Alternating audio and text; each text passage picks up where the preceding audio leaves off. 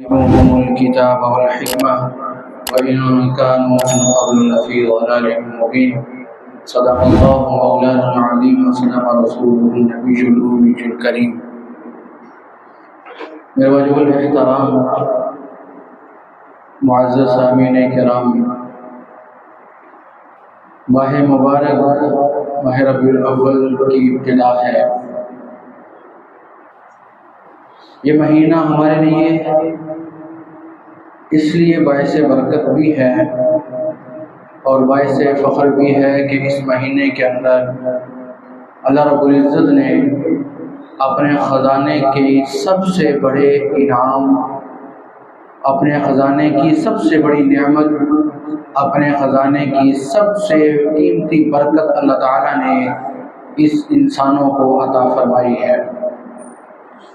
اللہ تعالیٰ نے یہ اتنی قیمتی نعمت انسانوں کو عطا کیوں فرمائی ہے؟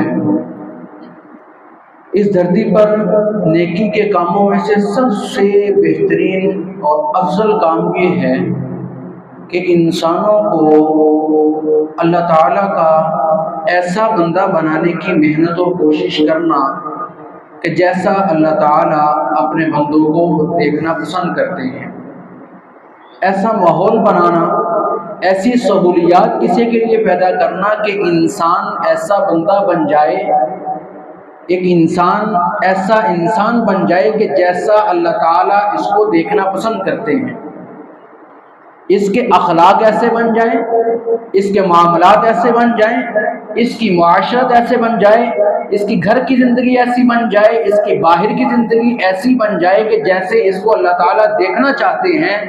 اس طرح کے ماحول پیدا کرنا، اس طرح کی محافل کا منعقد کرنا، یہ اس دھرتی پر نیکی کے کاموں میں سے سب سے بہترین اور اچھا کام ہے۔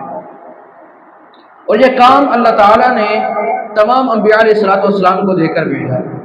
تمام انبیاء علیہ السلام دنیا میں تشریف لاتے، سب کا ایک ہی کام ہوتا کہ لوگوں کو ایسے انسان بنا دے کہ جیسے اللہ تعالیٰ ان کو چاہتے ہیں، جیسے اللہ تعالیٰ ان کو دیکھنا چاہتے ہیں، ان کی عبادات، ان کے اخلاق، ان کے معاملات ایسے بنا دیے جائیں جیسے اللہ چاہتے ہیں، جیسے اللہ کو پسند ہے۔ انبیاء علیہ السلام آتے اور اسی چیز کی محنت کرتے۔ آخر میں امام الانبیاء، فخر الانبیاء محمد مصطفیٰ صلی اللہ علیہ وسلم تشریف لائے۔ آپ کی محنت بھی یہی تھی کہ انسانوں کو ایسا انسان بنا دیا جائے جیسا اللہ چاہتے ہیں، اس کے لیے محنت فرمائی۔ پھر اللہ تعالیٰ نے یہ ڈیوٹی حضور صلی اللہ علیہ وسلم کی امت کے ذمہ لگا دی۔ کیا امت یہ کام کرے کہ لوگوں کو ایسے لوگ بنائے، اپنی ذات پر محنت بھی کرے، دوسرے اپنے ارد گرد کے لوگوں پر بھی اس طرح کی محنت کرے، ان کو ایسے انسان بنائے کہ جیسے اللہ تعالیٰ دیکھنا پسند کرتے ہیں۔ اس کے لیے امت کوشش کر رہی ہے، مختلف طریقہ کار اپنا رہی ہے، اور یہ کوشش مختلف طریقوں سے ہو سکتی ہے۔ ایسی محافل منعقد کی جائیں، ایسی کتابیں لکھی جائیں کہ جس سے انسان بنے، جس سے اللہ تعالیٰ کو جیسے اللہ تعالیٰ کو مطلوب ہے ویسے انسان بنے۔ کتابیں لکھی جا سکتی ہیں، محافل منعقد کی جا سکتی ہیں، اور مختلف طریقہ کار تعلیم کے اپنائے جا سکتے ہیں جن کے ذریعے سے انسانوں کو انسان بنایا جا سکتا ہے۔ لیکن ان سارے طریقوں میں سے مختلف طریقہ کار اپنائے جا رہے ہیں۔ ہر دور میں کوئی طریقہ بدل جاتا ہے، کوئی وہی رہتا ہے، لیکن ایک طریقہ انبیاء علیہ السلام کا ایسا طریقہ تھا تعلیم دینے کا، تربیت کرنے کا، لوگوں کو سکھانے کا، وہ طریقہ آج تک بھی اول نمبر پر جا رہا ہے۔ ہر تعلیم دینے کے طریقے بنے، مختلف ادوار میں، مختلف دور میں وہ طریقے بدلتے رہے، لوگوں کے مزاج بدلے، طبیعتیں بدلی، وہ طریقے بدلتے گئے، لیکن ایک ایسا طریقہ جس طریقے کے ذریعے سے انبیاء علیہ السلام لوگوں کو تعلیم دیا کرتے تھے، لوگوں کی تربیت کیا کرتے تھے، وہ طریقہ آج بھی اول نمبر پر جا رہا ہے۔ اپنے تو اپنے غیر بھی اسی طریقے کی تعریف کرتے ہیں، اس کو اپناتے بھی ہیں۔ وہ طریقہ کیا ہے کہ انبیاء علیہ السلام نے اپنے ماننے والوں کو جو کام کہنا ہوتا تھا، جو کام کروانا ہوتا تھا، انبیاء علیہ السلام ان کے سامنے تقریر کم کرتے تھے، کام زیادہ کیا کرتے تھے۔ اپنے عمل کے ذریعے سے تعلیم دیا کرتے تھے۔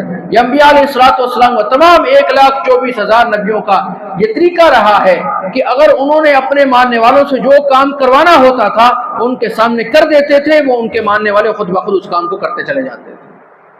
اور آج بھی یہ طریقہ اگر کوئی ٹیچر اپنائے گا، کوئی والدین اپنائیں گے تو یہ طریقہ بہت زیادہ کارآمد ہے بچوں کی تعلیم اور تربیت کے لیے۔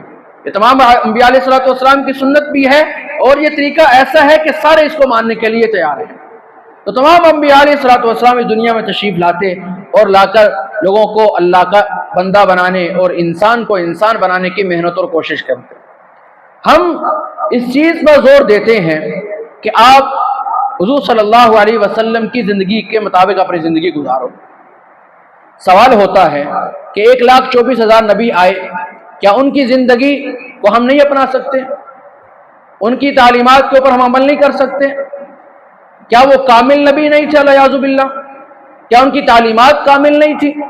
انبیاء علیہ السلام بھی کامل تھے، انبیاء علیہ السلام کی تعلیمات بھی کامل تھی، لیکن ہم نبی کریم صلی اللہ علیہ وسلم کی سیرت کو اپنانے کا اس لیے زور دیتے ہیں کہ اللہ تعالیٰ نے ان تمام امتوں میں ان تمام نبیوں کے اندر جو خاصیتیں تھیں، اللہ تعالیٰ نے وہ تمام کی تمام اس امت کو اور اس دین کو رسول اللہ صلی اللہ علیہ وسلم کو عطا فرمائی، اور اس سے بڑھ کر بھی اللہ تعالیٰ نے اس امت کو حضور صلی اللہ علیہ وسلم کو وہ خصوصیات اور وہ زندگی گزارنے کے طریقے عطا فرمائے جو پہلی قوموں کے پاس نہیں تھے۔ ایک چیز قوانین بنے زندگی گزارنے کے پہلی قوموں کے لیے، اس میں جو قانون اس امت کے لیے بہتر تھا اللہ نے اٹھا کر اس امت کو دے دیا۔ اس امت کو اب جو چیز گھر سے مل جائے وہ دوسرے گھر سے لینے والے کو کیا کہیں گے؟ پاگل ہے۔ جو چیز اپنے گھر سے مل جائے دوسرے گھر سے لیں گے تو اس کو لوگ کیا کہیں گے؟ پاگل ہے۔ ایک چیز وجہ۔ دوسری وجہ یہ ہے کہ اللہ تعالیٰ نے حضور صلی اللہ علیہ وسلم کی تعلیمات کو، آپ صلی اللہ علیہ وسلم کی زندگی کو ایسا بنایا ہے کہ زندگی کی ہر شعبے کے اندر ان سے رہنمائی مل سکتی ہے۔ دوسرے نبیوں کی تمام زندگیوں سے یہ چیز نہیں ہے۔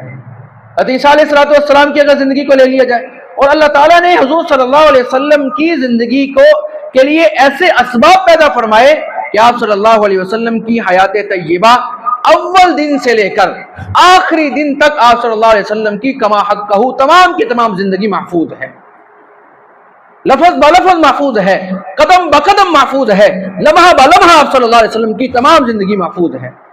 دوسرے کسی نبی کی زندگی محفوظ نہیں ہے۔ عیسائیوں کی کتابوں کے اندر لکھا ہوا ہے کہ ہمارے پاس حضرت عیسیٰ علیہ السلام کے زندگی کے صرف آخری 3 سال محفوظ ہیں، اس کے علاوہ ہمارے پاس ان کی زندگی نہیں ہے۔ اگر ان کی آخری 3 سالوں کو کامل مان لیا جائے تو حضرت عیسیٰ علیہ السلام نے شادی نہیں کی، یہ امت ازواجی زندگی کہاں سے لائے گی؟ پھر حضرت عیسیٰ علیہ السلام نے حکومت نہیں کی، حکومت کے احکامات کہاں سے لے کر آئے گی؟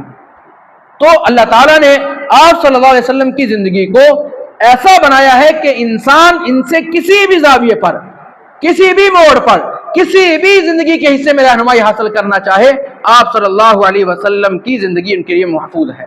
یہودیوں کے لیے یہودیوں کی زندگی، ہماری تحقیقات بھی ہے، آپ بھی پڑھے لکھے لوگ، آپ نے بھی تحقیق کی ہوگی، اس وقت پوری دنیا میں عیسائی بھی ہیں، یہودی بھی ہیں۔ اب یہ لوگ آسمانی کتابوں پر عمل کرنے والے ہیں، اور آسمانی کتابوں پر عمل کرنے والے کو اہل کتاب کہا جاتا ہے، لیکن یہودیوں کو، آج کے عیسائیوں کو، یہودیوں کو اہل کتاب نہیں کہا جاتا۔ کیوں اہل کتاب نہیں کہا جاتا؟ کیونکہ ان کے پاس جو تورات ہے، زبور ہے، انجیل ہے، وہ ویسے تھی نہیں جیسے نازل ہوئی ہے، وہ ویسے تھی نہیں جیسے نازل ہوئی ہے۔ عیسائیوں کے اوپر ایک شخص تحقیق کر رہا تھا، اس نے اپنی کتاب میں لکھا کہ ان کا ہر سال نیا ایڈیشن شائع ہوتا تھا، ہر سال نیا ایڈیشن شائع ہوتا تھا۔ میں ہر سال نیا ایڈیشن لیتا اور وہ پہلے سے اس کے اندر تقریباً 90% تبدیلی ہو چکی ہوتی تھی، اور قرآن مجید جیسے نازل ہوا 1400 سال گزر چکے، 1450 سال گزر چکے، کسی زبر زیر کے اندر کوئی تبدیلی نہیں۔ آپ صلی اللہ علیہ وسلم کی زندگی 1450 سال پہلے جیسے گزار کر گئے ہیں، لفظ با لفظ، لمحہ بلمحہ آج بھی کتابوں کے اندر محفوظ ہے۔ اس کی چند مثالیں، مدارس کے اندر ایک احادیث پڑھائی جاتی ہیں، کچھ احادیث جن کو کہا جاتا ہے حدیث مسلسلات۔ کیا کہا جاتا ہے؟ حدیث مسلسلات۔ وہ حدیث ایسی ہیں کہ آپ صلی اللہ علیہ وسلم نے جس حیت پر بیٹھ کر، جس زاویے پر بیٹھ کر، جیسے آپ صلی اللہ علیہ وسلم نے وہ حدیث پڑھ کر سنائی، آگے نقل ہوتے ہوتے ہوتے آج 1450 साल गुजर चुके हैं, आज भी जब वो हदीस पढ़ाने वाले मशाइख उस हदीस को पढ़ाते हैं तो उस हदीस को उसी हैयत पर बैठकर, उसी जाविये पर बैठकर हूबहू वैसे ही वो हदीस बयान करते हैं। मिसाल के तौर पर एक हदीस है जिसे मुसलसल बित्तमर कहते हैं कि आप सल्लल्लाहु अलैहि वसल्लम ने वो हदीस बयान करने से पहले, सुनाने से पहले आप सल्लल्लाहु अलैहि वसल्लम ने मजलिस में बैठे हुए तमाम सहाबा इकराम को अजवा खजूर खिलाई। अजवा खजूर कहते हैं वो खजूर जिसको रसूलुल्लाह सल्लल्लाहु अलैहि वसल्लम ने अपने हाथों से जिनके दरख्त लगाए हों, वो तमाम की तमाम अजवा खजूरें कहलाती हैं। वो रसूलुल्लाह सल्लल्लाहु अलैहि वसल्लम ने हदीस बयान करने से पहले वो हदीस मजलिस में तमाम के तमाम शुरका को खिलाई। उसके बाद वो हदीस बयान फरमाई। हदीस क्या है? मन तसब्बह बिसब्'i तमरातिन अजवा लम यज़ुर्रुहु ज़ालिकल यौम सुम्मुन वला सिहरुन। पैगंबर दो आलम सल्लल्लाहु अलैहि वसल्लम ने फरमाया कि जो शख्स सुबह उठते ही 7 अजवा खजूरें खाएगा, उस दिन ना उसको जहर असर करेगा, ना किसी का जादू उस पर असर करेगा। आप सल्लल्लाहु अलैहि वसल्लम ने हदीस बयान की, शुराकाए मजलिस को अजवा खजूर खिलाई।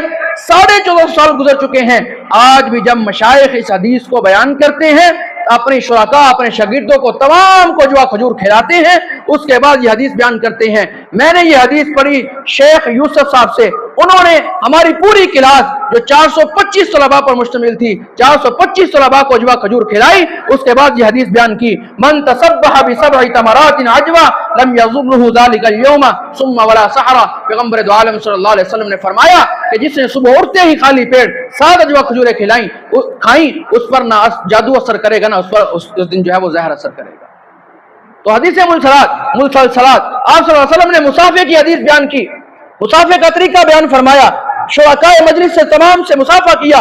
उसके बाद वो हदीस बयान की। आज भी मदारिस के अंदर जब वो हदीस बयान की जाती है, अगर हजारों की तादाद में तलबा हो, तमाम तलबा इकराम से मशाइख हदीस वो मुसाफा करते, उसके बाद उस हदीस को बयान किया जाता है।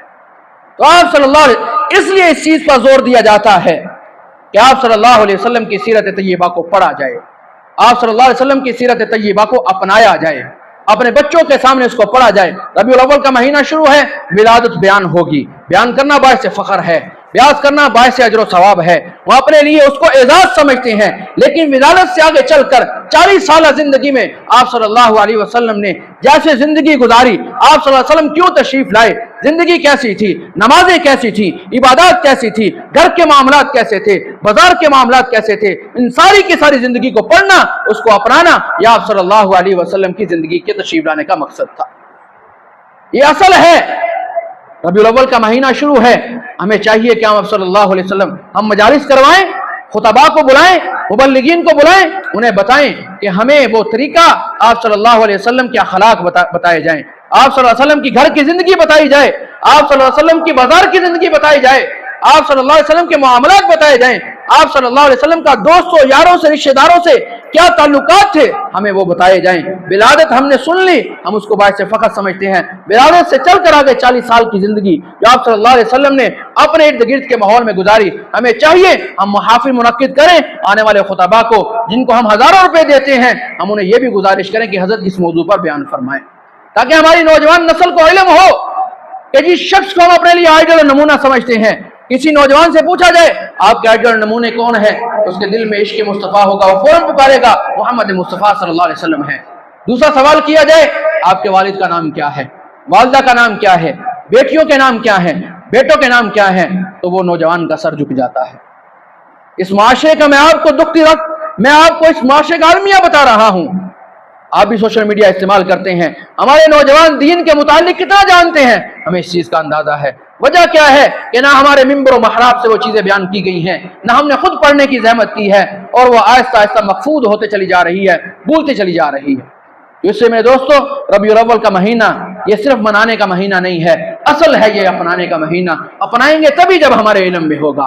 तो इसलिए आप सल्लल्लाहु अलैहि वसल्लम की जिंदगी को पढ़ें, अपनी औलादों को पढ़ाएं, ताकि आपकी औलादों के अंदर वो तमाम तर खासियात आए जो एक नबी के अंदर होती हैं। अल्लाह ताला से दुआ है, अल्लाह ताला सीरत मुस्तफ़ा को पढ़ने